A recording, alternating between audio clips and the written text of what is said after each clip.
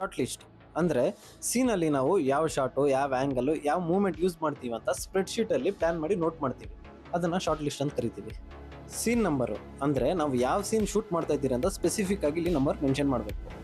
Short number ಒಂದು ಸೀನಲ್ಲಿ multiple shorts ಇರುತ್ತೆ, so ಇಲ್ಲಿ ಯಾವ ಶಾರ್ಟ್ ಅಂತ ನಂಬರ್ ಮೆನ್ಷನ್ ಮಾಡಬೇಕು. ಇಂಟೀರಿಯರ್ ಎಕ್ಸ್ಟೀರಿಯರ್ ನಾವು ಶೂಟ್ ಮಾಡ್ತಿರೋ ಸೀನು ಇಂಡೋರ್ ಔಟ್ಡೋರ್ ಅಂತ ಇಲ್ಲಿ ಮೆನ್ಷನ್ ಮಾಡಬೇಕು. ಶಾರ್ಟ್ ಟೈಪ್ ಇಲ್ಲಿ ನಾವು ನಮ್ಮ ಫ್ರೇಮ್ ಸೈಜ್ನ ಡಿಸೈಡ್ ಮಾಡ್ತೀವಿ.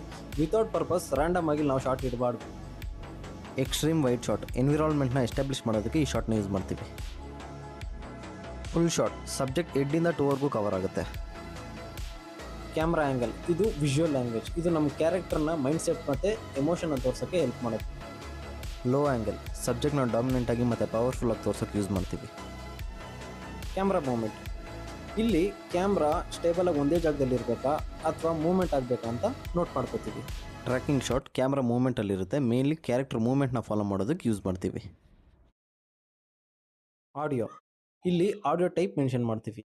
Example voice over mainly background narration use ಮಾಡ್ತೀವಿ. ಸಬ್ಜೆಕ್ಟ್ ಕಾಲಮ್ ಇಲ್ಲಿ ಫ್ರೇಮಲ್ಲಿ ಯಾವ ಕ್ಯಾರೆಕ್ಟರ್ಸ್ ಇದ್ದಾರೆ ಅಂತ ಮೆನ್ಷನ್ ಮಾಡಬೇಕು. ಡಿಸ್ಕ್ರಿಪ್ಷನ್ ಸೀನಲ್ಲಿ ಏನು ನಡೀತಿದೆ ಅಂತ ಸಿಂಪಲ್ ಆಗಿ ನೋಟ್ ಮಾಡ್ಕೊ.